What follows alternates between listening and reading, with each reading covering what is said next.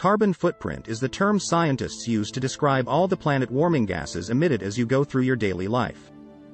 It covers the carbon-based pollutants, mainly carbon dioxide and methane, associated with everything from powering our homes to getting around, producing our food and making all the stuff we buy. The good news: there are dozens of things each of us can do to shrink the size of that footprint. Here are 7 that many scientists suggest we start with. 1. Slash food waste. About 1/3 of all food gets wasted each year. Food waste hurts the planet by wasting power, water and land. It also creates tons of greenhouse gases. Often, fossil fuels are used to grow the food, transport it and prepare it. Food in the trash will rot, eventually releasing methane, another greenhouse gas. One could slash their food carbon footprint by 12% by not wasting purchased food. And for food that isn't eaten, dump it into a compost heap. This recycles nutrients to make new soil. 2. Eat more plant-based foods. Animal-based foods produce more than twice as much emissions as plant-based foods. Cutting meat from the diet reduced food-related greenhouse emissions by more than 1/3. Why? These animals use more resources per pound of food they produce. The next best way to cut food-related emissions is to switch from eating beef and lamb to eating pork or chicken. 3. Use less energy. Unless a home is fully powered by renewable sources, such as wind and solar, people will need to use less electricity to cut their energy carbon footprint. Currently, electric power use at home accounts for around 1/5 of all U.S. greenhouse gas emissions. LED bulbs use 90% less energy than conventional light bulbs and last up to 25 times longer. TVs, stereos, printers and more sit in standby mode so they can quickly turn on and respond to remote controls. That standby mode constantly draws energy, even when a device is not in use. Cut power to attached devices that are not in use. Internet-connected, smart thermostats can also better manage heating and cooling. 4. Insulate your home.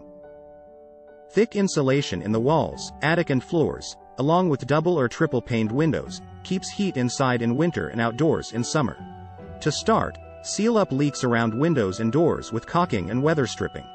There are even ways to insulate exterior walls by drilling a hole and spraying insulation into the wall.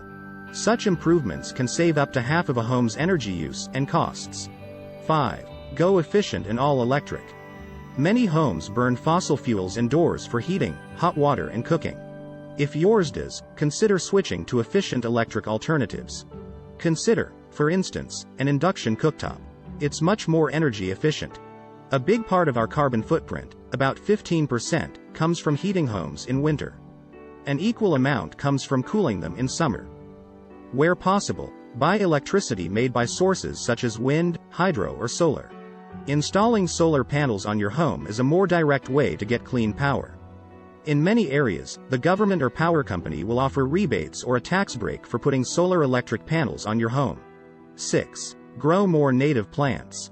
Trees and other plants suck carbon out of the air and store it in their vegetation in the soil.